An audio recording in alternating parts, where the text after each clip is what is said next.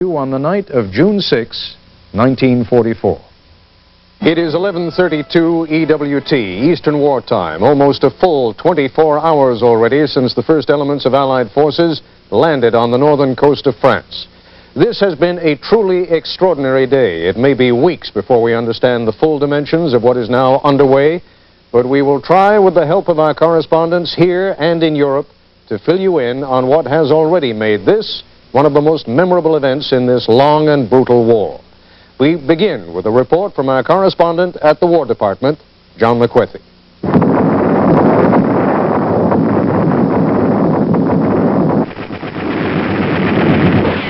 War Department sources say that tens of thousands of American, British, and Canadian forces, with small elements of French, Dutch, and Polish fighting men, all under the direction of General Dwight Eisenhower, hit the beaches of Normandy at dawn.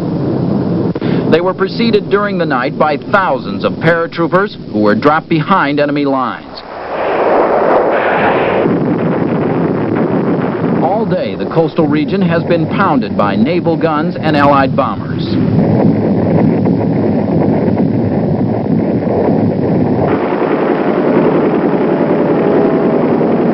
Resistance by the Germans at this hour is said to be heavy in some quarters. Here we go again. Another plane's come over. It's falling down through the sky. There we go. They got one. The invasion is being called the largest ever attempted, and sources say some 3 million men could eventually be involved. The first forces on the ground, some 24,000 American and British airborne troops. I told them that afternoon again was that you're ready for this mission. We have enough men to do it. We have weapons enough to do the job well. They're tough, they're well-trained, battle-hardened, but we're going to take them. We're going to win. They came by parachute and glider starting just after midnight. Their job, cut off German reinforcements to the beaches. We crossed the coast. Everything was in order. Ships were tight, wingtip to wingtip. And suddenly we hit a wall of fog or smoke. And that was quite scary because planes were going up and planes were coming down and planes were crossing in front of each other and the sky was filled with them.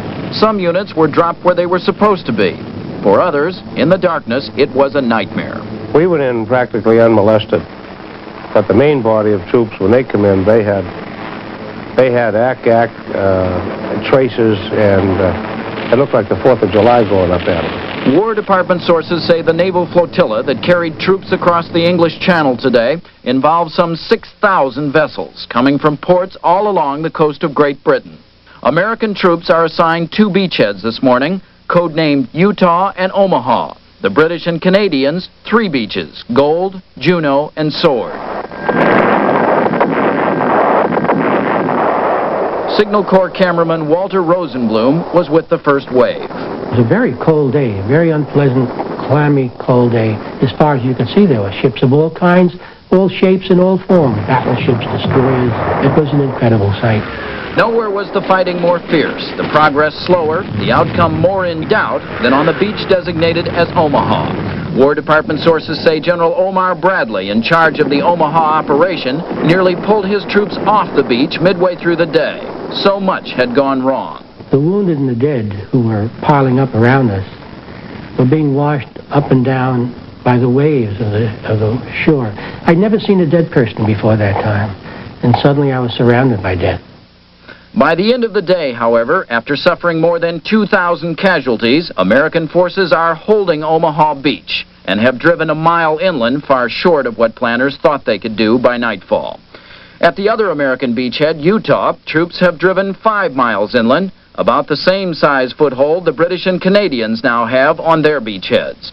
Though it is hard to judge after just 24 hours, it appears that this, the largest military operation ever attempted, is succeeding.